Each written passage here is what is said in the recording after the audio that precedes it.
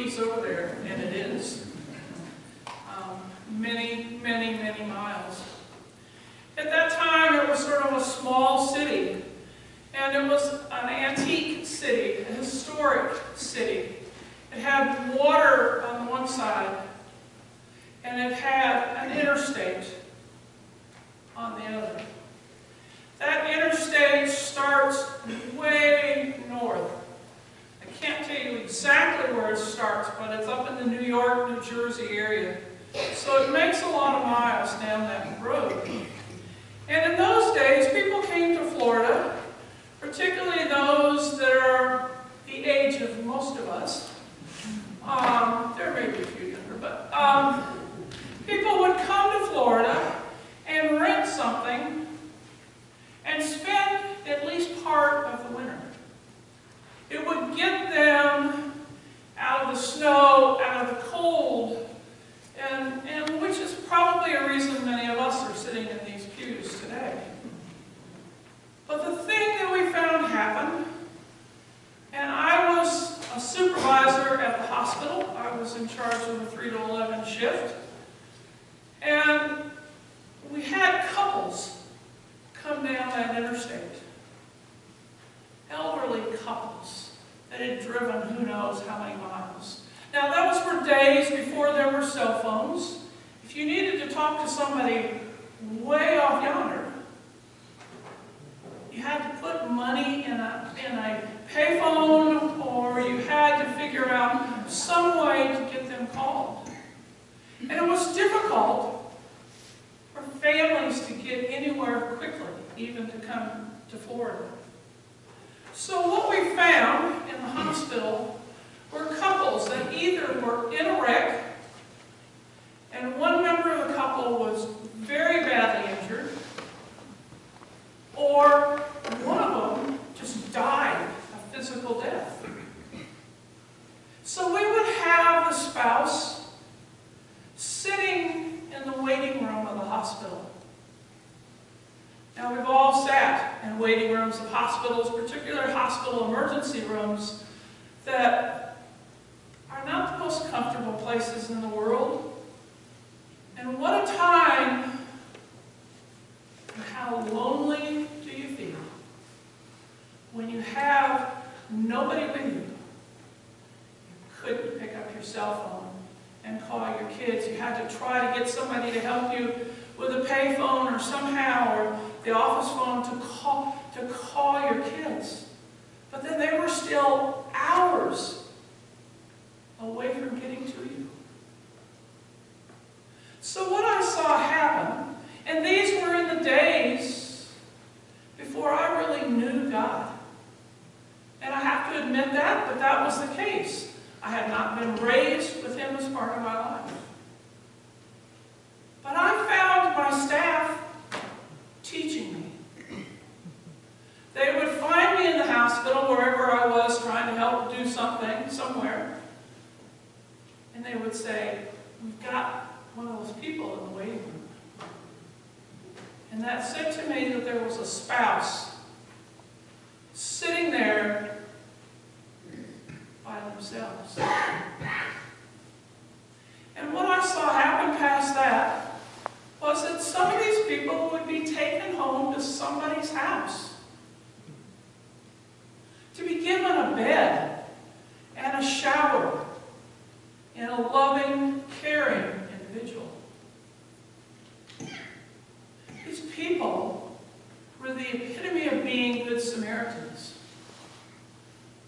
The best they could do for these folks was to feed them and house them and help them make contact with their family, so the family knew what was going on. So they taught me a lot that these were godly people. My staff, and it may have been the people that were doing like housekeeping. It wasn't all doctors went through and knew all the answers, but it maybe was somebody that was cleaning the floor in the waiting room that discovered this. And these were simple people, not mentally simple people, but simple people that are like all of us, where we're just plain Jane, so to speak. And they made a connection with these people. And they would see that they had something to drink, and they would see that we knew, particularly whatever supervisor was on. So they played the role of the Good Samaritan. And the biggest role that they played was to teach me. They taught me how to allow this God thing to get in my life. And how to begin to open that door that would lead me down this path. Now we see both in the writing from Amos and the Gospel from Luke, the stories about simple people. People that have come to try to help others. We find a man that has been beaten up on the side of the road. And people walk by him. And the men that walked by him probably, if you really dug theologically, had some teachings or something in their religious lives that said, oh, you can't touch him because he's unclean. Or they had something else they needed to do, so they went by him. And then our friend, the Good Samaritan, was touched. He knew some interesting things, because it is true, if you pour oil in a large wound, it won't get infected. Bugs can't grow in oil. I've seen people coming out the mountains with big gashes that they got. And they came out, and it was probably 2 days ago that they had gotten cut that badly. They put either axle grease or just plain old oil in those wounds, and they wouldn't get infected. And our friend, the Good Samaritan, knew that. If you talk to these guys that are working on cars all the time and they cut their hands while they're under all that metal, they'll also tell you, I see Jeff's back there smiling, they'll also tell you that the grease in the wounds won't allow it to get infected. So the Good Samaritan put the man on his own animal, which meant he had to walk himself to the next inn. And he did that. He took the man after he bandaged wounds,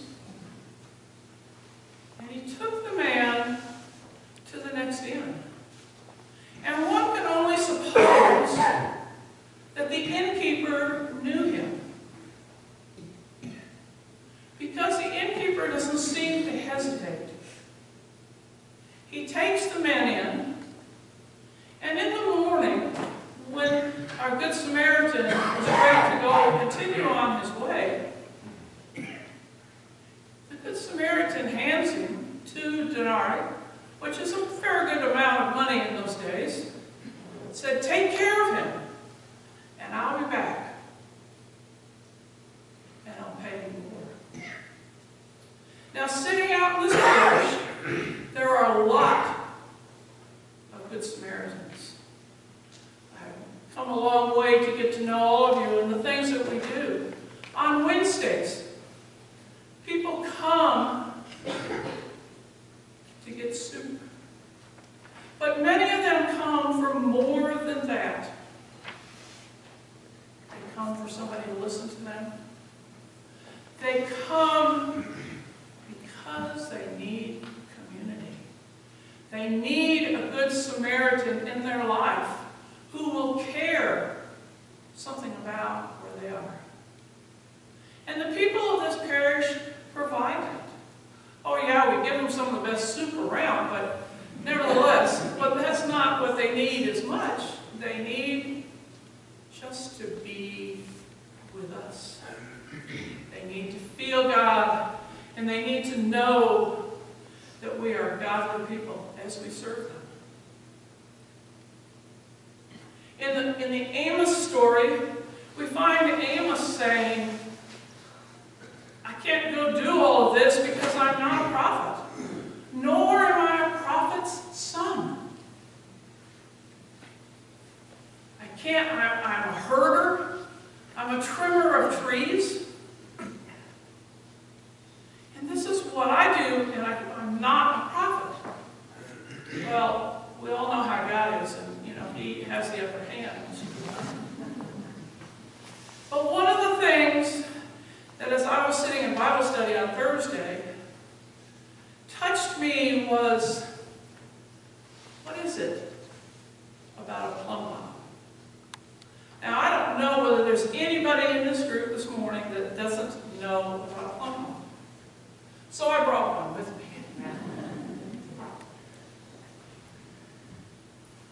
So this is a plumb bob, and its purpose is you hang it down, and when it stops twirling and it stops moving, then you know where it's dead center from here to there. I know David put one on that rack that he made for the cross, and he put one and he marked the floor so that we would know where to put the end of the staff to have it be straight up there. So as I was sitting there listening to the conversation about plumb bobs and the story from Amos, this is what I thought about. We're this movable force down here. We bounce around. We go off kilter on quite a regular basis. But if we count this focal point as God, and we count this as the Holy Spirit that holds us, keeps us connected with God, we bounce around. I know I bounce around, and I'm willing to bet the majority of the folks here don't just go straight and narrow all the time. But this will come back. And it will come back to center with God hanging on to us and the Holy Spirit keeping us close to God. So that was the point that I saw in the plumb bob. We have God as our connection, and we have the Holy Spirit to help keep bringing us back if we but listen to Him. And on TV lately, there's been an ad about Special Olympics. And these are all kids that are either Down's kids or they're kids with physical disabilities or whatever. And we see them on the track. Male and female, short, tall. And they're going down the track. There's 5 or 6 or 7 of them, I don't remember. And one of them goes down flat on the face. Just like that. And the others started to go by. And somebody stops and looks back, sort of to say, where's so-and-so? Because they're normally right up here with me. And we see all of those young people go back, take the hands of the one on the ground, help him get up, and they stay together hand in hand to cross the finish line. Now those people teach us a lot. As we go hand in hand in this community of ours, whether it's a church community or a greater community, we go hand in hand to serve food to school kids. We go hand in hand to help the veterans. Over there is a pile of food that will be taken from this parish to the food bank. And I think the most interesting thing about that food is some of that is recycled back in the soup pot on Wednesday. So we are all good Samaritans. We are all walking that walk. And I know, after having been here about 14 months, that we all walk hand in hand to accomplish these things. And St. Francis says that he tries to preach every day. And when he has to, he uses words. And that's the way St. Luke's is. When we have to, we use words. But the rest of the time, we do it and we carry God's love out into the world around us. Amen. Amen.